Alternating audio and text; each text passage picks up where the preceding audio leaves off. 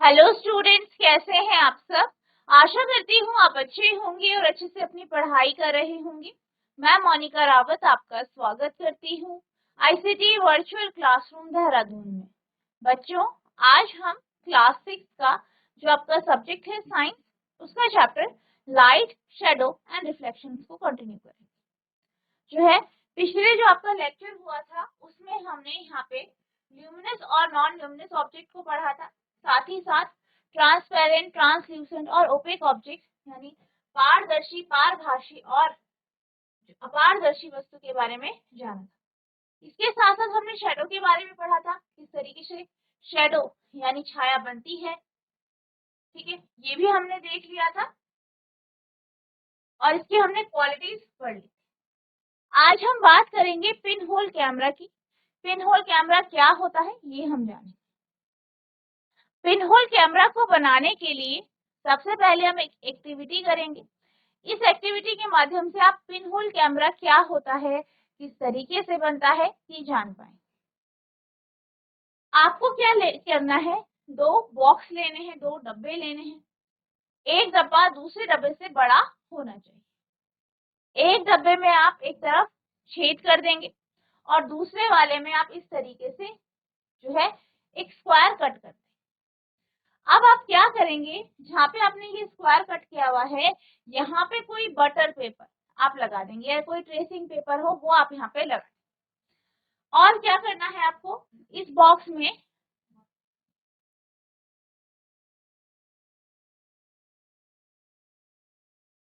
अब यहाँ पे हम पिन होल कैमरा के बारे में बात कर रहे थे। हमने क्या कहा कि हमने दो बॉक्स लिए, एक बॉक्स में हमने एक साइड में इस तरीके से छेद कर दिया, दूसरे में हमने इस तरीके से स्क्वायर काट। अब यहाँ पे आप कोई बटर पेपर या ट्रेसिंग पेपर लगा देंगे, साथ ही साथ ये जो सिरा है, ठीक है, ये वाला जो सिरा है उसे काट, इसका आप ये सिरा काट देंगे। अब आप क्या करेंगे, जो छोटे वाला बॉक्स है जिसमें आपने ट्रेसिंग पेपर लगाया है उसको आप बड़े बॉक्स के अंदर रख देंगे इस तरीके। अब यहाँ पे आप क्या करेंगे, यहाँ से आप चीजों को ऑब्जर्व करें, यानी यहाँ से आप देखेंगे और ये जो आपके पास पिन होल कैमरा है इसे आप किसी भी वस्तु पे फोकस करेंगे। जैसे कोई दूर पे रखी हुई कोई पेड़ है, ठीक है, जीआईसी गोलदम बेटा बैठ जाइए आप, ठीक है, जैसे कोई पेड़ है, कोई पौधा है, उसकी तरफ आप इसे फोकस करेंगे और देखेंगे कि उस पौधे की या उस वस्तु की इमेज यहाँ पे बने, यानी जो ट्रेसिंग पेपर है उसके सामने बने। अब क्या होता है, जब यहाँ पे इमेज बनती है कुछ इस तरीके से हमें इमेज प्राप्त होती है, यानी इस प्रकार से कुछ प्रतिबिंब प्राप्त होता है। मान लीजिए हमने किसी दूर पे रखे हुए पेड़ की यहाँ पे इमेज देख रहे हैं, पेड़ को देख रहे हैं, तो पेड़ बहुत दूरी पर है, इस तरीके से सीधा है। अब हम पिन होल कैमरा के माध्यम से देख रहे हैं तो हमें जो है पेड़ कुछ इस तरीके से दिखाई देता है, यानी उसका प्रतिबिंब जो है हमें इस तरीके से प्राप्त होता है, क्योंकि कैसा है, उल्टा है। ठीक है, तो पिन होल कैमरा के माध्यम से आपको इस तरीके से प्रतिबिंब प्राप्त होता है। अब हम इसकी प्रॉपर्टी के बारे में पढ़ लेते हैं। The image formed by pinhole camera on the screen is real and inverted. क्या कहा है, कहा ये गया है कि जो पिन होल कैमरा होता है इसके माध्यम से जो प्रतिबिंब बनता है, ठीक है, कहाँ पर, स्क्रीन पर, कैसा होता है, वास्तविक और उल्टा। The image is generally smaller than the size of the object. अगर प्रतिबिंब की बात की जाए तो प्रतिबिंब का जो आकार होता है वो वस्तु के आकार से छोटा होता है। स्क्रीन पर पिनहोल कैमरा द्वारा बनाई गई छवि वास्तविक और उल्टी होती है। छवि आमतौर पर वस्तु के आकार से छोटी होती है। ठीक है, तो आपको ध्यान रखना है कि जो पिन होल कैमरा होता है इसके द्वारा जो प्रतिबिंब या छवि बनती है वो वास्तविक और उल्टी होती है और वस्तु के आकार से काफी छोटी होती है। ठीक है, नोट करिए।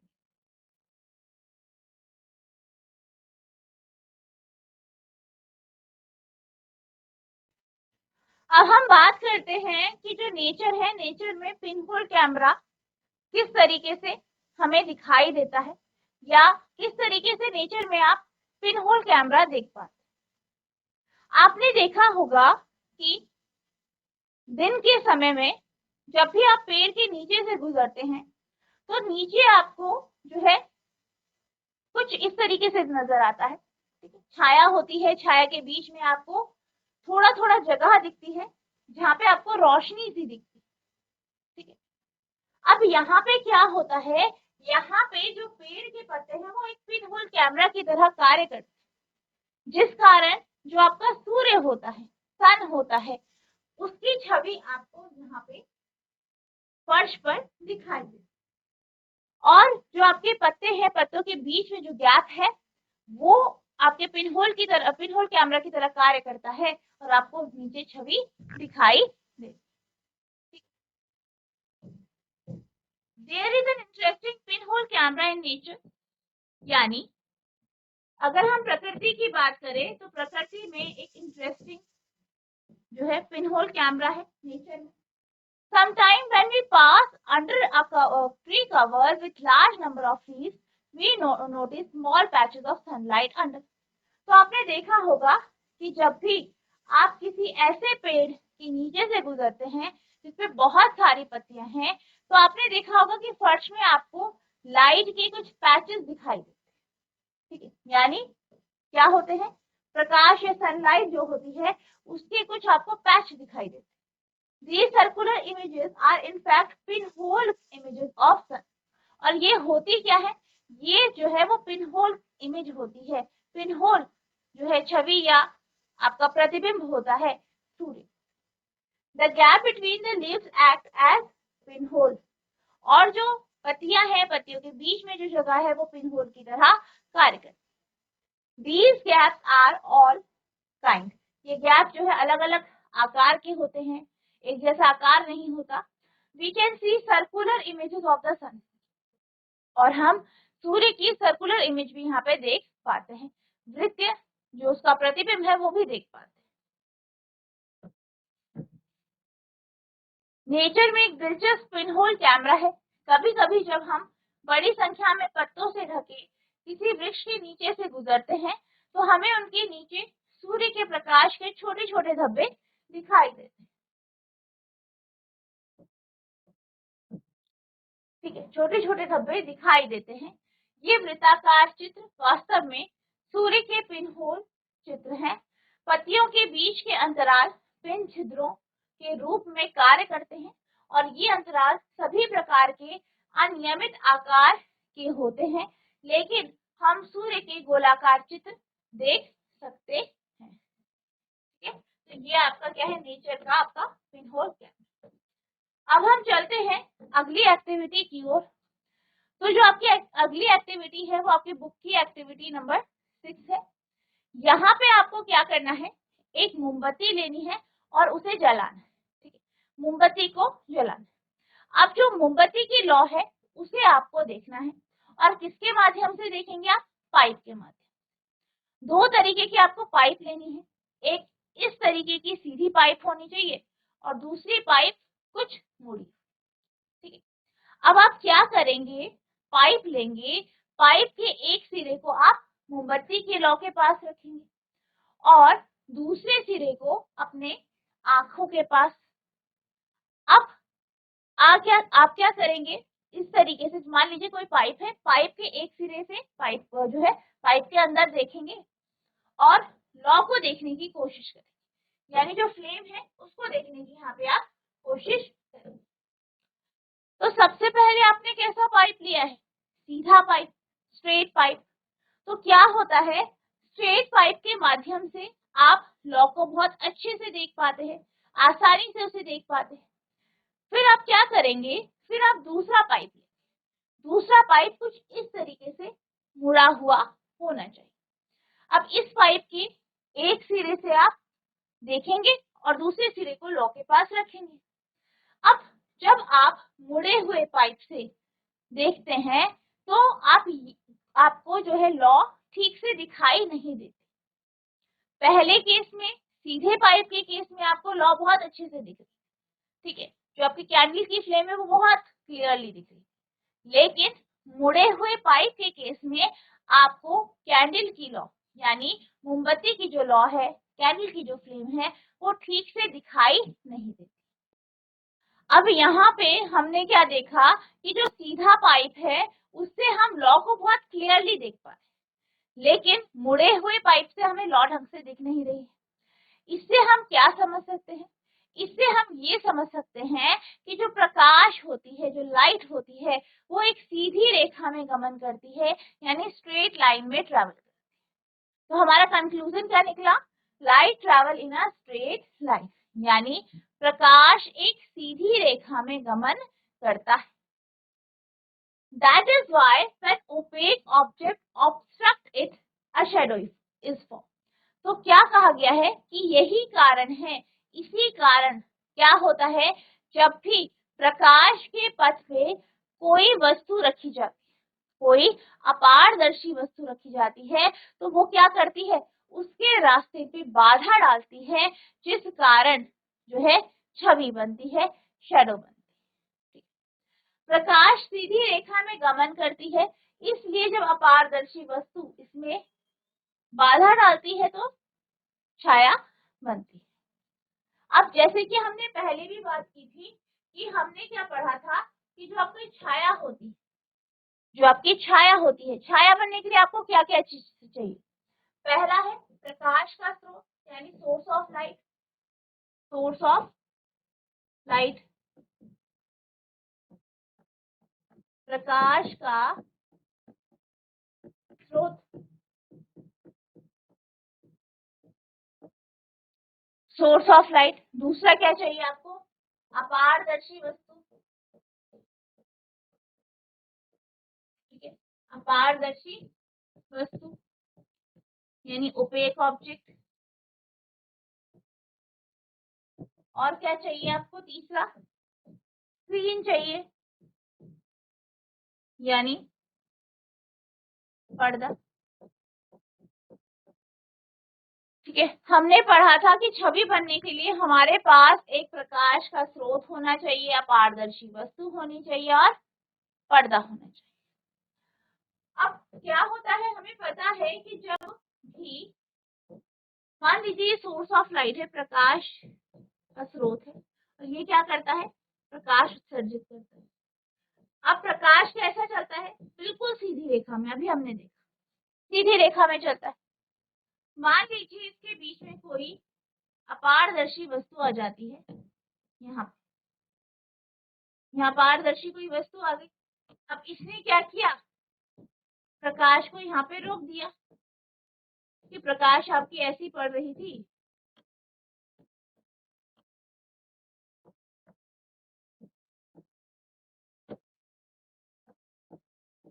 और इसने प्रकाश को रोक दिया। प्रकाश रुका तो क्या हुआ, यहाँ पे प्रकाश आ नहीं पाया और एक गहरा रंग का पैच बन गया, जो कि आपकी छाया कहलाती है, ठीक है।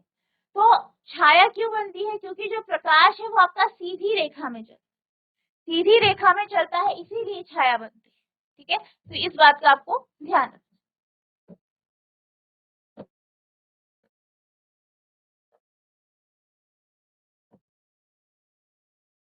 नेक्स्ट है आपका रेक्टिलिनियर प्रोपगेशन यानी सरल रेखीय प्रसार। यानी सरल रेखीय प्रसार क्या होता है? हमने अभी क्या पढ़ा, एक एक्टिविटी के माध्यम से हमने ये जाना कि जो प्रकाश की किरण है वो एक सीधी रेखा में चलती है, तो इसी को हम क्या कहते हैं, रेक्टिलिनियर प्रोपगेशन ऑफ लाइट यानी सरल रेखीय प्रसार। तो आपको ध्यान रखना है कि सरल रेखीय प्रसार क्या होता है। जब प्रकाश, हम क्या जानते हैं कि जो प्रकाश है वो एक सरल रेखा में चलता है, एक सीधी रेखा में गमन करता है, इसलिए जो है ये सरल रेखीय प्रसार करता है। Light travel in a straight line, प्रकाश एक सीधी रेखा में गमन करता है। Light travel in a straight line यानी क्या कहा गया है, प्रकाश सीधी रेखा में गमन करता है। It is called rectilinear propagation of light, इसे प्रकाश का सरल रेखीय प्रसार कहते हैं।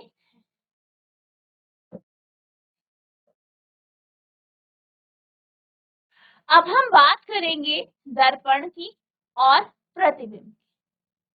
अभी हमने प्रकाश के बारे में जाना, प्रकाश क्या होता है, अलग अलग प्रकार की वस्तुओं के बारे में जाना, छवि के बारे में जाना, छवि क्या होती है, कैसे बनती है, ये भी हमने जाना। अब हमारा नेक्स्ट टॉपिक है मिरर यानी दर्पण और प्रतिबिंब।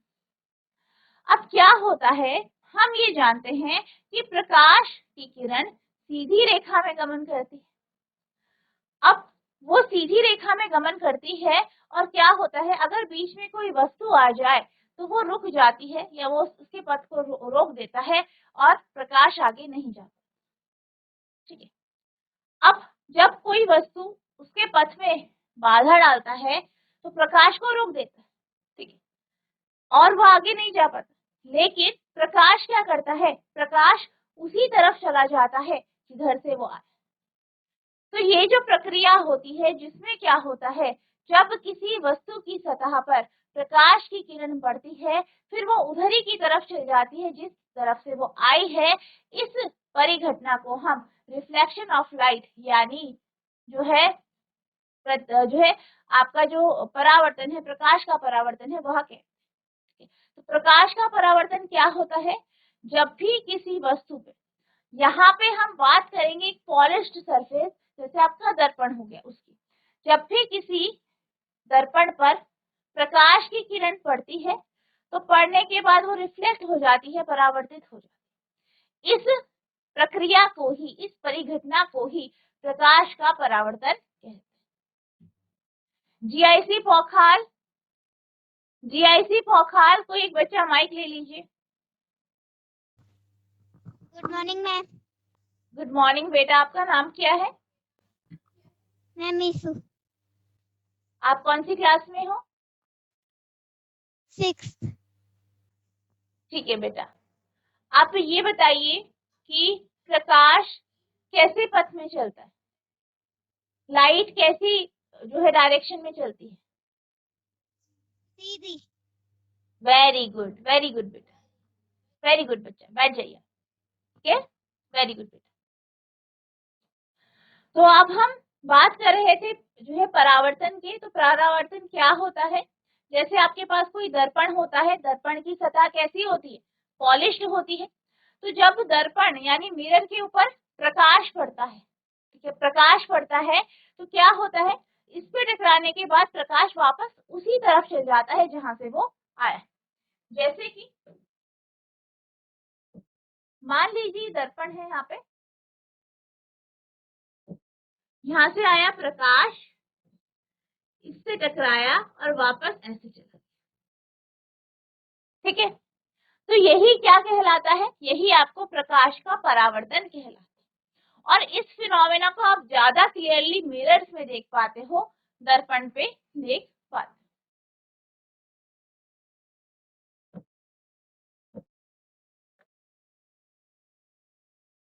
When a ray of light approaches a smooth polished surface, the light ray bounce back।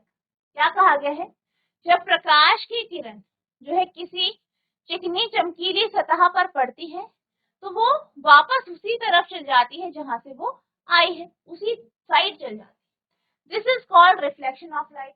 इसे हम क्या कहते हैं, प्रकाश का परावर्तन कहते हैं। द लाइट रे that lands on the surface is reflected off the surface। क्या कहा गया है कि वह किरण जो सतह पर पड़ती है वो उससे रिफ्लेक्ट हो जाती है। The ray that bounces back is called reflected ray। वह किरण जो बाउंस बैक होती, जो वापस चली जाती है, उसे हम परावर्तित किरण कहते हैं। जब प्रकाश की किरण किसी चिकनी पॉलिश की हुई सतह पर पहुंचती है और प्रकाश की किरण वापस लौट जाती है तो इस प्रकाश का परावर्तन, इसे प्रकाश का परावर्तन कहते हैं। आपतित प्रकाश किरण जो सतह पर पड़ती है, सतह से परावर्तित हो जाती है, वह किरण जो वापस आती है उसे हम परावर्तित किरण कहते हैं। ठीक है, तो ये आपका प्रकाश का परावर्तन है।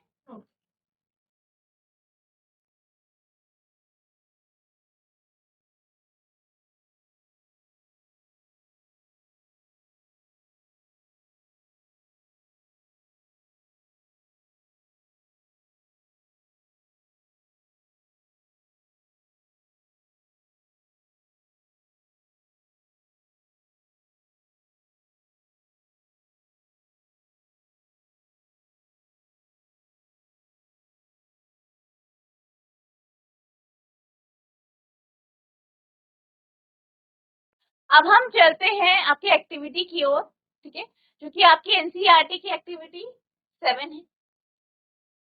यहाँ पे आपको क्या करना है, आपको अपने 2 फ्रेंड्स के साथ इस एक्टिविटी को परफॉर्म करना है। आप क्या करेंगे, अपने एक फ्रेंड को जो है टॉर्च देंगे, एक फ्रेंड आपका दर्पण पकड़ेगा और एक आप साइड में खड़े हो जाएंगे, ठीक है।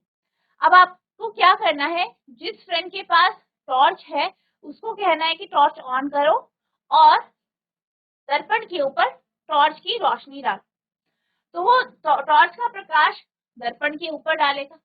अब जब वो दर्पण के ऊपर प्रकाश डालेगा तो आप प्रकाश का पथ देख पाएंगे, किस तरीके से प्रकाश जा रहा है। फिर जैसे ही प्रकाश आपके दर्पण के ऊपर पड़ेगी, उसके बाद जो है आप उसका दूसरा जो है पथ देख पाएंगे। आप देख सकते हैं यहाँ पे प्रकाश पड़ा, फिर क्या हुआ, इस दर्पण ने क्या किया, इस प्रकाश के पथ जो कि सीधे चल रहा था उसे परिवर्तित कर दिया, उसे चेंज कर दिया। अब प्रकाश इस तरीके से यहाँ पे जा रहा है। और आप अपने जो है आपका जो तीसरा फ्रेंड है उसे कहेंगे कि आपको जो है आपके ऊपर प्रकाश पड़नी चाहिए, यानी आप इस तरीके से खड़े हो कि जो दर्पण से आता हुआ प्रकाश है, दर्पण से परावर्तित होता हुआ प्रकाश है, वो आपके ऊपर, ठीक है। तो आप क्लियरली देख पाएंगे कि किस तरीके से प्रकाश का पथ चेंज हो गया है, उसका जो पाथ है वो चेंज हो गया, ठीक है। तो हमें यहाँ पे क्या पता चलता है, हमें ये पता चलता है कि जो दर्पण होता है वो प्रकाश की दिशा को परिवर्तित करता है, दर्पण प्रकाश की दिशा में परिवर्तन लाता है, ठीक है। तो हमारा कंक्लूजन क्या हुआ, निष्कर्ष क्या निकला, a mirror changes the direction of light that falls on it. दर्पण अपने ऊपर पड़ने वाले प्रकाश की दिशा को बदल देता है, ठीक है। तो आपको ध्यान रखना है कि जो दर्पण होता है उस पे आप प्रकाश डालते हैं तो वो प्रकाश की जो दिशा है उसे चेंज कर देता है, उसे बदल देता है, ठीक है। तो ये यहाँ पे हमारा निष्कर्ष निकला, आप इसे नोट।